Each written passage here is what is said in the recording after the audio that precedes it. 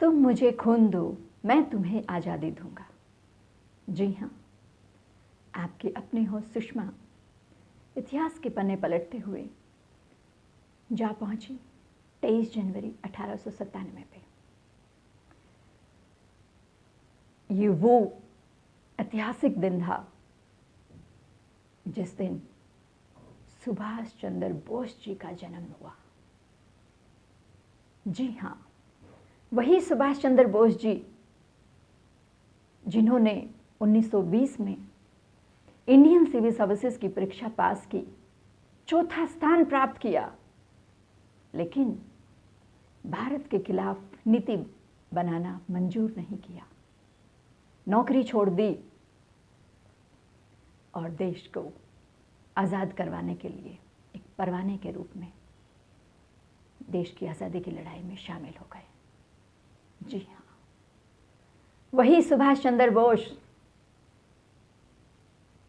जो 1938 में कांग्रेस के राष्ट्रीय अध्यक्ष हुए, 1939 में दूसरी बार फिर से कांग्रेस के अध्यक्ष हुए, लेकिन कुछ ऐसे लोग जिनकी विचारधारा सुभाष चंद्र बोस जी की विचारधारा से नहीं मैच करती थी और उनकी वजह से मजबूर हुए इस्तीफा देने के लिए कांग्रेस के राष्ट्रीय पद से।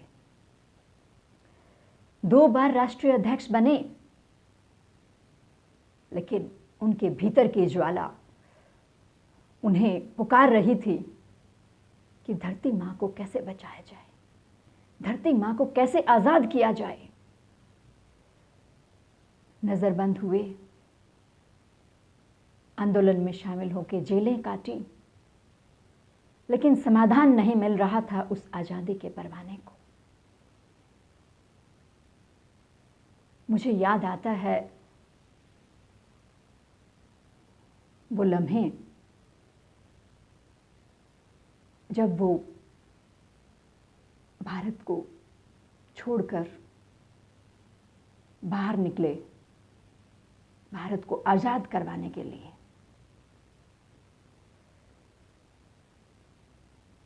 जब वो भारत देश से बाहर निकले, भारत की सीमा से बाहर निकले, तो उस टाइम उस आकाश को देखकर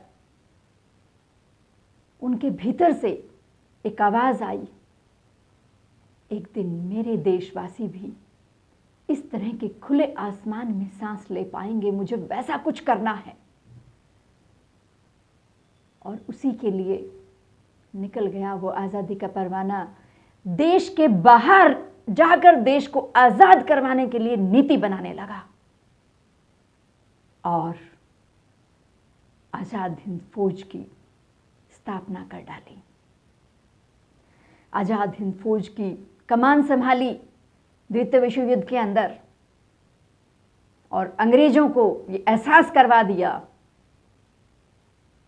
कि सिर्फ शांति वार्ता से तुम नहीं जाने वाले हो, तुम क्रांति से जाओगे। किस तरह से देश के बाहर रहे और कैसे आज़ाद हिंद फौज में दुनिया भर के फौजी एकत्रित कर दिए देश के लिए लड़ने के लिए। बर्मा से किस तरह से उन्होंने भारत को आज़ाद कराने के लिए मुहिम चलाई और कैसे उसने नारा दिया, तुम मुझे खून दो, मैं तुम्हें आज़ादी दूंगा। मुझे आपसे सिर्फ ये सोना चांदी जेवरात नहीं चाहिए। ललकार करते थे, दिल्ली चलो, बढ़े चलो, भारत मां पुकार रही है।